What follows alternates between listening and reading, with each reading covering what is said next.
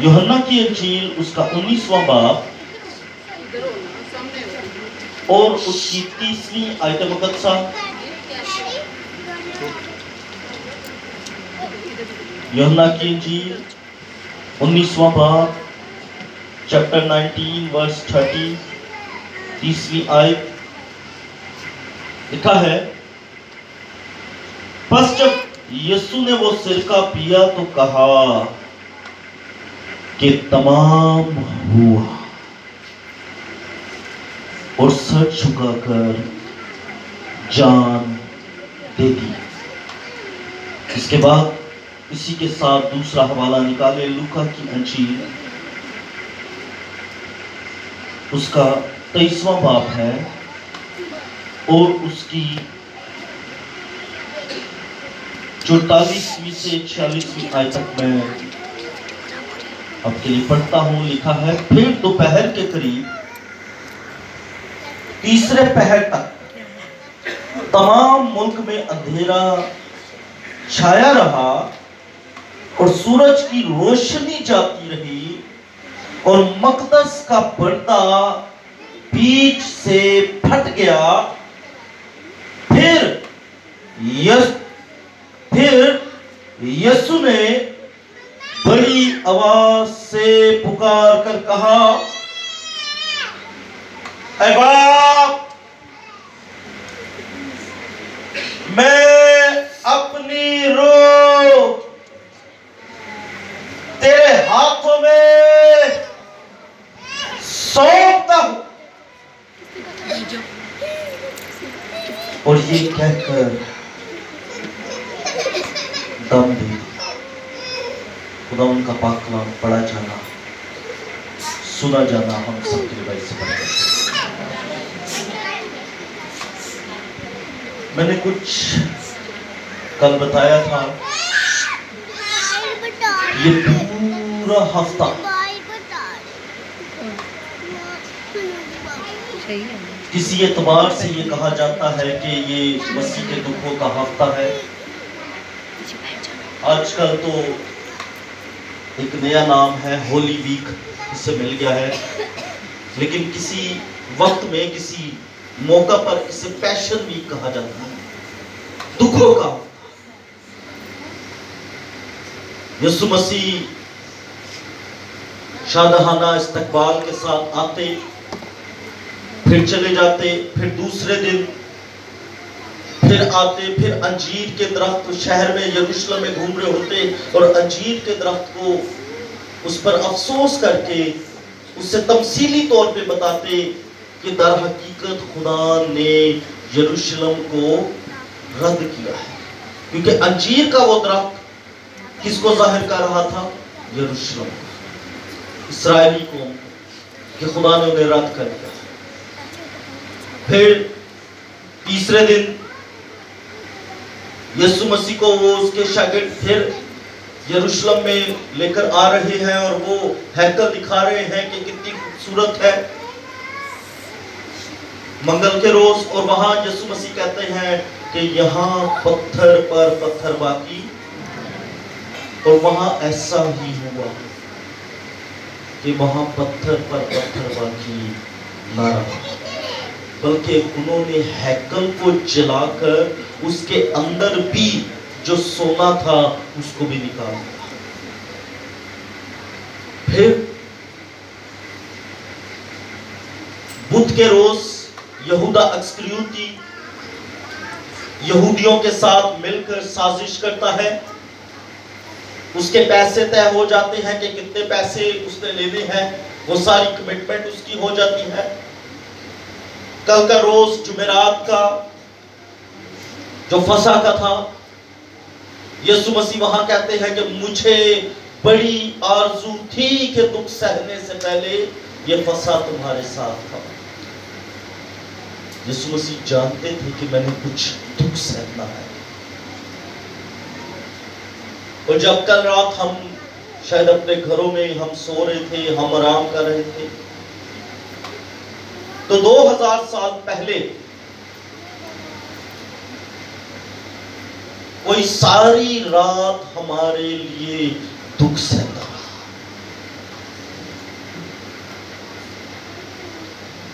اسے عدالتوں میں لے کر جایا گیا.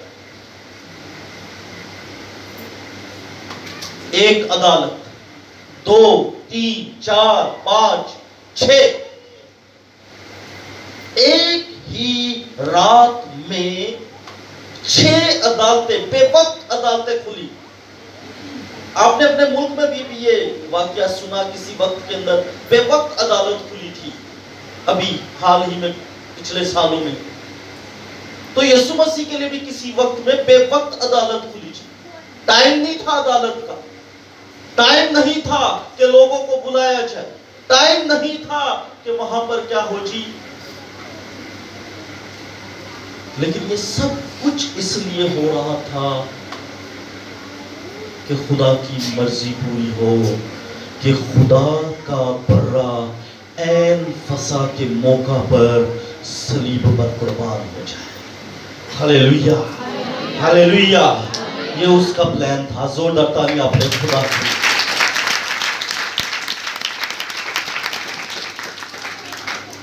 اور یہ صلیب، اس کی موت، یہ جو سب سے پہلی صلیب جس ملک نے دی، جس قوم نے دی، وہ پینیکیوں کے لوگ تھے. وہ صلیب دیتے. رومی لوگوں نے صلیب کے سارے کلچر کو لینا شروع کیا. اور رومی لوگوں نے کن کو صلیب دینا شروع کی؟ یہودیوں کو، غیر قوم والوں کو.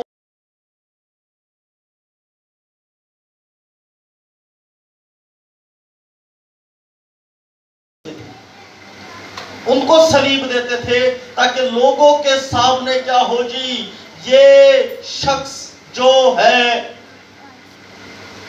وہ کیا ہو، عبرت کا نشان.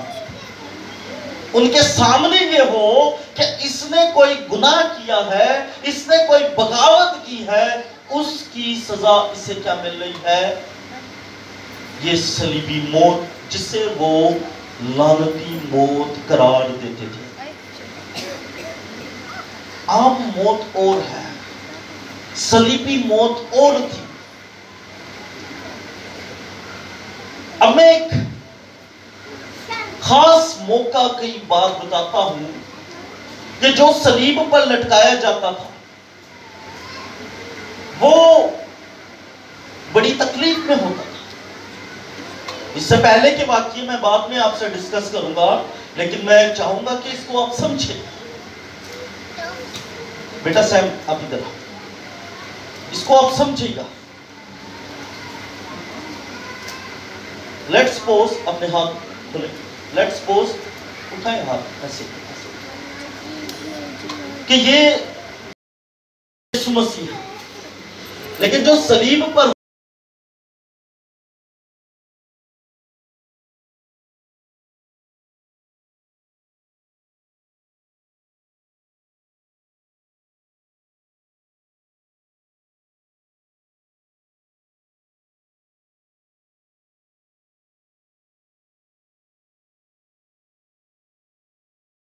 کا وزن زمین کی طرف جھکا ہوتا تھا، اور اس سے کیا ہوتا تھا، یہاں اندر جو ہمارے جو پھپھڑے ہیں، جو آکسیجن جہاں جاتی ہے اور ہمارا سانس اندر جاتا ہے اور باہر آتی ہے، یہ اس میں سانس لینے میں پرابلم ہوتی ہے.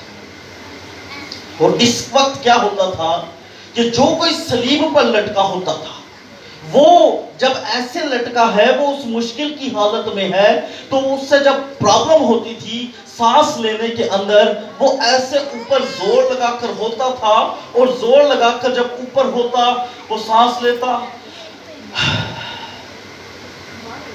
اور پھر وہ اپنے وزن کو ڈھیلا چھوڑتا.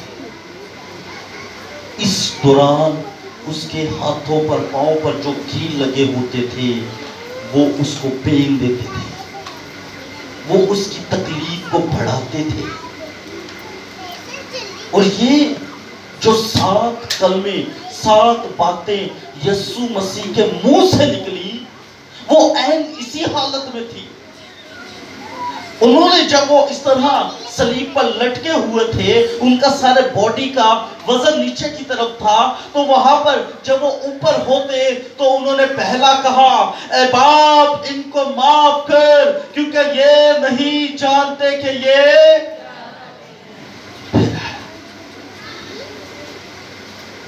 پھر اس کے بعد ڈاکو شروع ہو گئے، ڈاکو کہنا شروع ہو گئے، ان کے باتیں ان کا کہ اگر تو خدا ہے، خدا کا بیٹا ہے تو خود کو بھی بچا، ہمیں بھی بچا۔ دوسرے نے کہا کہ ہم تو اپنے گناہوں کی سزا پاتے ہیں، یہ تو بے قصور ہے۔ یسوع مسیح نے پھر اپنا ویٹ اٹھایا اور کہا، آج ہی تو میرے ساتھ پھر۔ اسی طرح تیسرا، چوتھا، پانچواں، چھٹا اور پھر ساتواں، 7 کلمے۔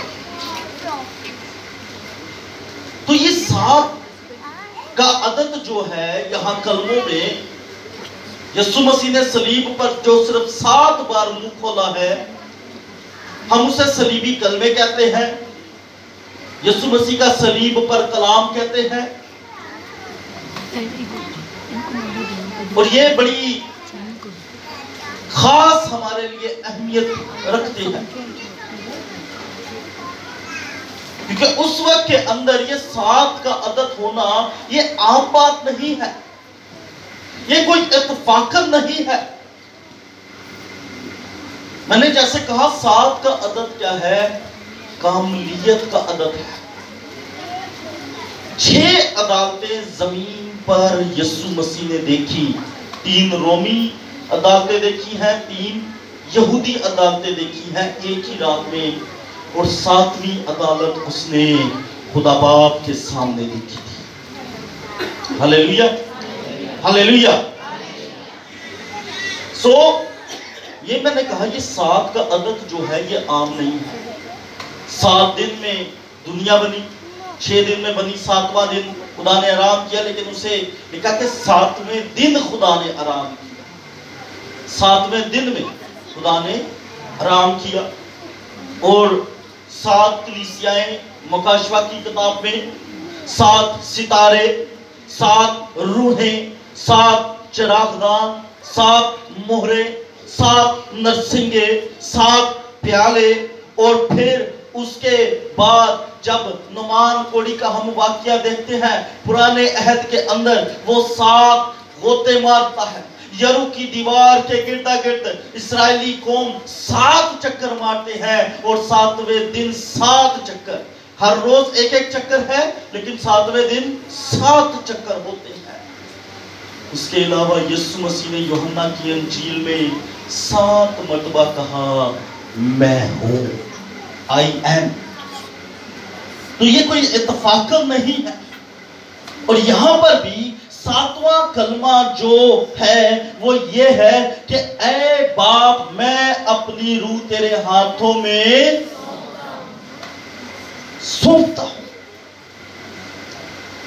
اب چھٹے کلمے کے اندر اور 7ویں کلمے کے اندر ایک چیز خاص کامن ہے، میں آپ کے لیے وہ دوبارہ سے پڑھتا ہوں تاکہ آپ کو یہ سمجھ آئے کہ وہ کیا خاص چیز ہے جس پر ہم آج تھوڑی دیر کے لیے، صرف تھوڑی دیر کے لیے غور کریں گے، اس کے بعد آگے بڑھیں گے۔ میں یہ 30ویں آیت آپ کے لیے دوبارہ پڑھتا ہوں، یوحنا کی انجیل 19ویں باب کی 30ویں آیت لکھا ہے، پس جب یسوع نے وہ سرکہ پیا، آپ سنیے، صرف سنیے، بے شک نہ نکالیں، سنیں، وہ سرکہ پیا تو کہا کہ تمام ہوا، اور سر جھکا کر جان دے دی، یہاں جان دے دی۔ پھر اس کے بعد جب ہم اس 7ویں کلمے پہ آتے ہیں تو یہاں بھی لکھا ہے کہ پھر یسوع نے بڑی آواز سے پکار کر کہا، اے باپ میں اپنی روح تیرے ہاتھوں میں سونپتا ہوں، اور یہ کہہ کر دم دے دیا۔ اب سنیے گا چرچ، یسوع مسیح کی جان نکال نہیں لی، یہ نہیں کہ کوئی موت دا فرشتہ آیا تو انہیں جان کٹ کے لے گیا تے حادثاتی طور تے یا نکل گئی ہے، یا یسوع مسیح کو لوگ برداشت ہی نہیں ہویا تے اس اگے شاید انہیں 10 کلمے کہنا 15 کہنا، لیکن 7واں کلمہ کیا ہے کہ ہی کی ہویا جی او دی جان نکل گئی۔ نو، بائبل مقدس کے مطابق یسوع مسیح نے کہا کہ مجھے اپنی جان دینے کا اور پھر اسے لینے کا اختیار ہے۔ ہاللیلویہ۔ تو یاد رکھیں، یسوع مسیح کی جان جو ہے وہ نکالی نہیں دی، بلکہ اس نے خود اپنی مرضی سے جان دے دی ہے۔ دنیا میں کوئی ایسا شخص نہیں ہے جو ایسا کام کر سکے، کوئی شخص ہے ہی نہیں، کوئی ہستی ہے ہی نہیں، کوئی نبی ایسا نہیں، کوئی رسول ایسا نہیں۔ یہ واحد میرا اور آپ کا یسوع ناصری جس کی جان جو ہے وہ کیا ہوئی ہے، اس نے خود دی ہے، اس نے خود باپ کے ہاتھوں میں اپنی روح کو سونپ دیا ہے۔ اس کی وجہ کیا ہے؟ وہاں لکھا ہے کہ سب کچھ کیا ہوا، تمام ہوا۔ جب اس نے دیکھا کہ سب کچھ کیا ہو گیا ہے، تمام ہو گیا، تو اس نے اپنی روح کو خود دیا۔ فرشتے تو خود یسوع مسیح کی آ کر خدمت کرتے تھے۔ جب وہ 40 دن کا اس نے روزہ اور فاقہ رکھا، وہ فرشتے 12 تمن فرشتے یسوع مسیح کے ایک اشارے کا ویٹ کر رہے تھے کہ کب وہ اشارہ کرے اور وہ اس کی خدمت کے لیے چلے آئیں۔ جب وہ گتسمنی باغ میں اسے پکڑنے آتے ہیں تو وہاں وہ کہتا ہے کہ 12 تمن فرشتے میرے باپ کے، وہ میں اشارہ کروں تو وہ آ سکتے ہیں۔ تو سنیے چرچ، وہ جو خالق کل ہے، مالک کل ہے، ہمارا آقا ہے، کس کی مجال ہے کہ اس کی جان کو چھوئے، اسے آ کر ٹچ کرے، بلکہ وہ خود ان پر بادشاہی کرنے والا ہے، اختیار رکھنے والا ہے۔ یہاں اس نے اپنی جان کو خود اس کے حوالے کیا ہے، جو اس سے بڑا، اس سے عظیم ہے، اور وہ کون ہے؟ باپ ہے۔ سو پہلی بات بڑی خاص آپ یاد رکھیں، یسوع مسیح کی جان نکالی نہیں کیجیے، اس نے خود دی۔ آمین، آمین، ہاتھ اٹھا کر آمین۔ سو یہ خاص چیز ہے۔ پھر میں نے کہا کہ وہاں تمام ہوا، اس نے کہا 7واں کلمہ تو اس نے جو کہا نا کہ وہ تو صرف اپنی روح کو سونپ دیا، جیسے اسٹیفنس نے کہا جب اسے سنسار کیا جا رہا تھا، وہ اس نے دیکھ لیا کہ یسوع مسیح اور خدا باپ اسے ویلکم کر رہے ہیں، تو لکھے وہ روح سے معمور ہو کر آسمان کو کھلا دیکھ رہا تھا۔ تو وہاں اس نے کیا کہا؟ وہاں اس نے کیا کہا کہ میں اب میری روح کو قبول کر، میری روح کو۔ ایک اور شاگرد تھا یوحنا عارف کا، جس نے مکاشفہ کی کتاب لکھی ہے، اس کا نام ہے Polycarp. Same as it is لفظ اس کے بھی تھے جب اسے مارا جا رہا تھا، جب اسے سنسار کیا جا رہا تھا، تو اس کے لیے بھی لفظ اس نے بھی یہی کہا کہ میری روح کو قبول کر۔ تو ایماندار جو ہے، راست باز جو ہے، خدا کے خون خریدے جو ہیں، ان کی روحوں کا ذمہ کس نے لیا ہے؟ خدا پاک نے۔ ہاللیلویہ۔ اور وہ اس کو قبول کرنے والا کون ہے؟ خدا پاک ہے۔ سو میں آگے بڑھتا ہوں، تو یہاں پر جب یہ 7 کلمے، میں وقت نہیں کہ دوبارہ پہلے سے شروع کروں، ابھی کہ میں نے کچھ باتیں لکھی تھی، لیکن 7 کلمے 7 بار یسوع مسیح نے کچھ کہا، لیکن یہ چھٹے پر جب آیا تو اس نے کیا کہا؟ تمام ہوا۔ کیا ہوا جی؟ کیا ہوا؟ اللہ نواز سے کیا ہوا؟ तमाम हुआ। तो क्या तमाम हुआ? क्या तमाम हुआ?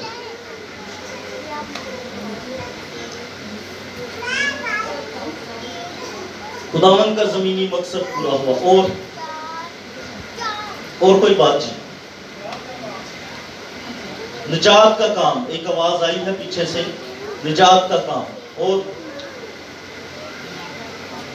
ठीक जवाब है, ये दोनों ठीक जवाब है। और नविश्ता पूरा हुआ, और कुर्बानी दी, और कफारा दिया, और पेशन गोइयां पूरी हो गई जी, और लहू बहाया। लेकिन तमाम क्या हुआ भाई? तमाम। यहाँ जो सब कुछ आपने कहा वो ठीक है, क्योंकि यहाँ नजात का काम तमाम हुआ है, यहाँ कफारे का काम तमाम हुआ है, और यहाँ गुनाह का ही काम तमाम हो गया। किसका काम जी? गुनाह का काम। अब ये याद रखे, एक बात खास मैं एक हवाला पढ़कर आपको सिखाता हूं, मेरे साथ मिलकर निकालिए। कुलसियों का खत है, उसका दूसरा बाब, उसकी 14वीं आयत।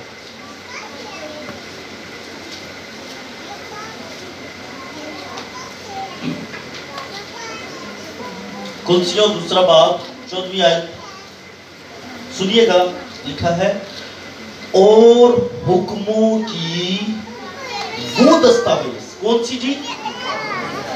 नहीं, कौन सी? हुक्मों की। कौन सी? हालेलुया।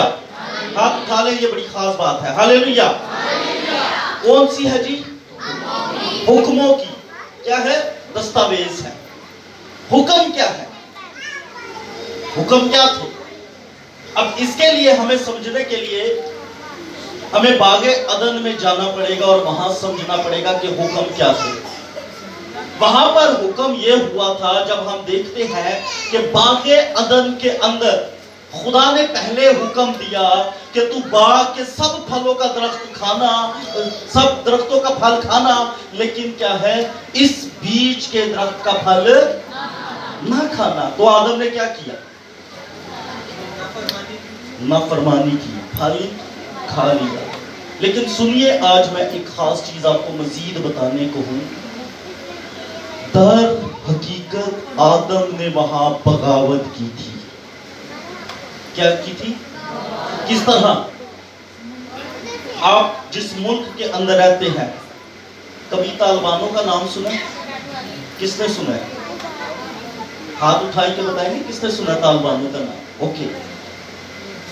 तो वो तालिबान उसे क्यों कहते हैं? क्यों हुकूमत पाकिस्तान उनको कबूल नहीं करती?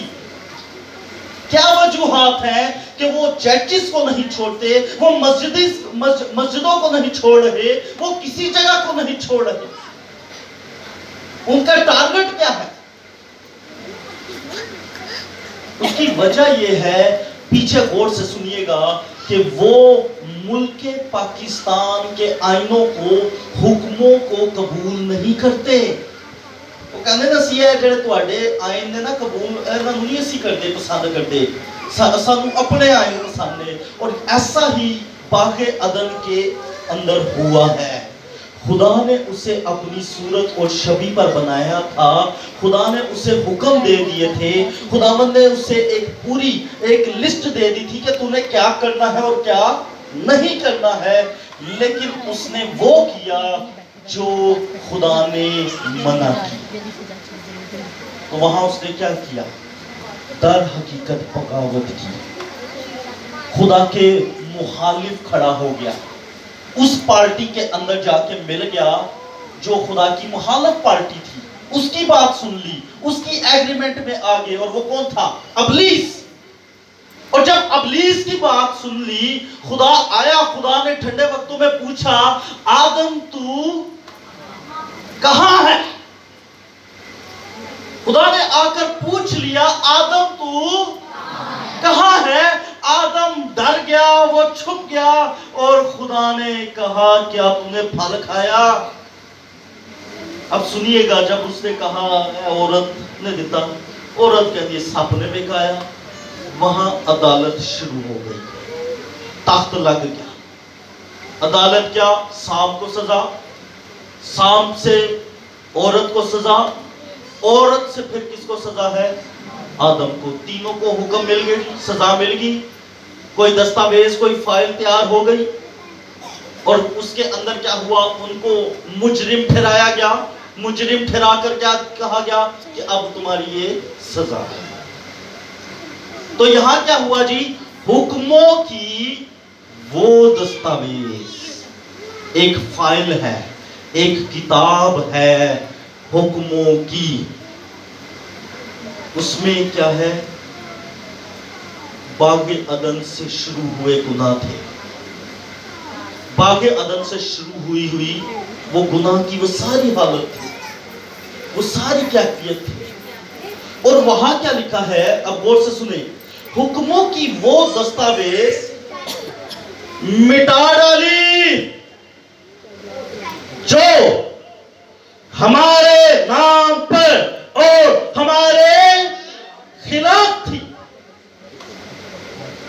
یہ کوئی دستاویز تھی، کوئی فائل تھی، کوئی ڈاکومنٹس تھے ہمارے خلاف جو چلتے آ رہے تھے. اور اس گناہ کو ہم موروثی گناہ کہتے ہیں جو نسل در نسل ہمارے خون کے اندر چلتا آ رہا. وہاں کیا تھا کہ ایک نے گناہ کیا اور سب کے اندر موت آ گئی. کرنتھیوں کا 15واں باب 22ویں آیت. جیسا آدم کے وسیلہ سے سب میں موت آئی، ویسے ہی مسیح کے وسیلہ سے مردوں کی قیامت ہے. ہاللیلویہ. یہ مردے جی اٹھیں گے. یہ مردے جو دفن ہوئے ہیں وہ کس کے وسیلہ سے؟ مسیح یسوع کے وسیلہ سے. ہاللیلویہ. وہاں مردوں کی قیامت آ گئی. پہلے کیا ہمارے لیے تھا تمام، اب کیا ہوا ہے؟ پہلے کیا تھا؟ گناہ تھا، گناہ کی دستاویز تھی، گناہ کی فائل تھی. اور جب مٹائی گئی، یہ دستور تھا اس وقت کے اندر. یہ سنیے گا کہ جو میجسٹریٹ ہوتا تھا، جو جج ہوتا تھا، وہ جب کسی کو آزاد کرتا تھا تو وہ اس کے خلاف جو سزا تھی اس پر کیا کرتا تھا؟ وہ کیل کے ساتھ ان حرفوں کو جو لفظ لکھے ہوتے تھے ان کو چھید دیتا تھا.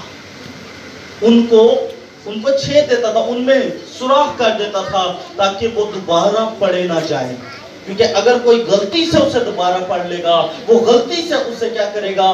دوبارہ سزا بھی دے سکتا ہے. لیکن یہ اس وقت کا دستور تھا کہ وہ ان کو چھید دیتے تھے، اور چھیدنے کا نتیجہ یہ ہوتا تھا کہ وہ دوبارہ پڑھنے کے قابل نہیں ہوتے تھے.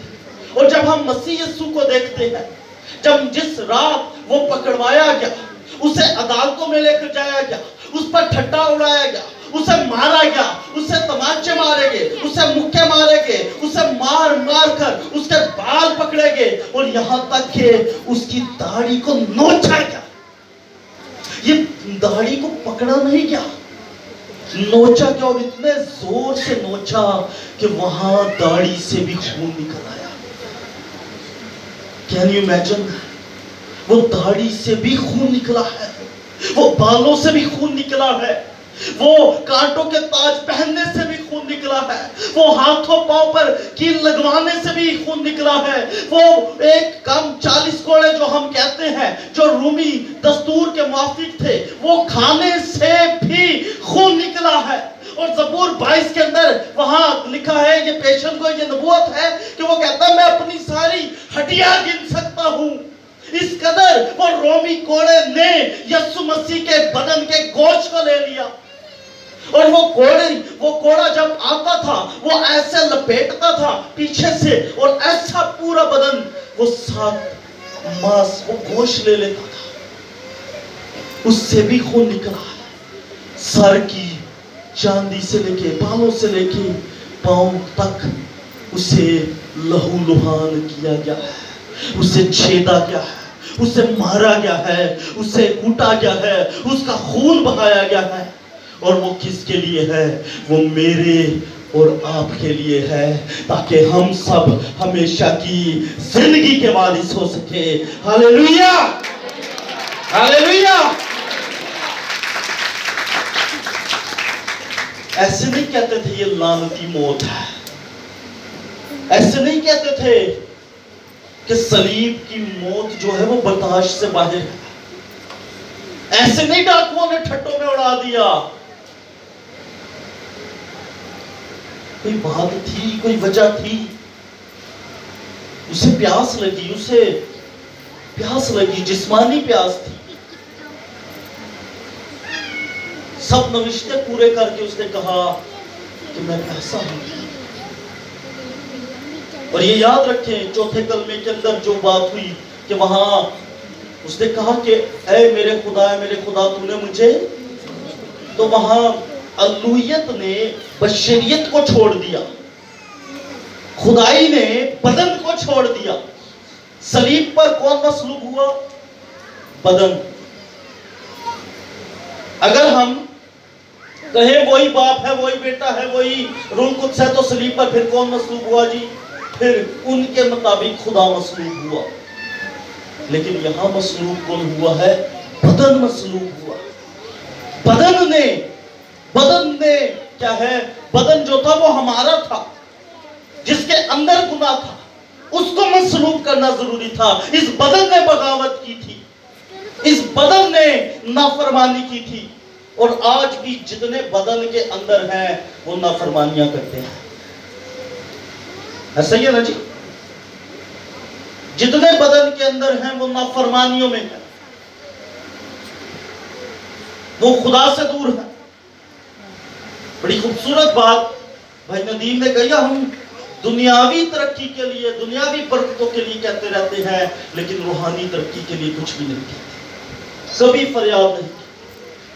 آخری ٹائم دعا کب کی ہے، کون سے مہینے میں بائبل پڑھی ہے، کچھ یاد نہیں۔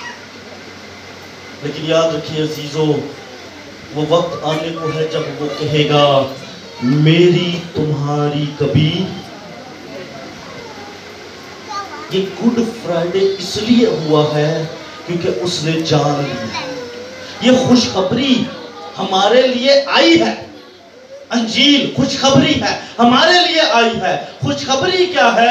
کہ اس نے ہمارے گناہوں کو مٹا دیا۔ کس کو مٹا دیا جی؟ اب کیا ہے؟ اب دستور چینج ہے۔ پہلے دستور تھا ایک نے گناہ کیا سب موت دیکھ رہے ہیں، اب دستور چینج ہے۔ اب دستور میں کیا ہے؟ جو جان گناہ کرے گی سو، تو گناہ سے مراد یہ ہے جو بغاوت کرے گا۔ کرنا چاہتے ہیں بغاوت خدا سے؟ کرنا چاہتے ہیں جی؟ کوئی ہے ہاتھ اٹھا دے۔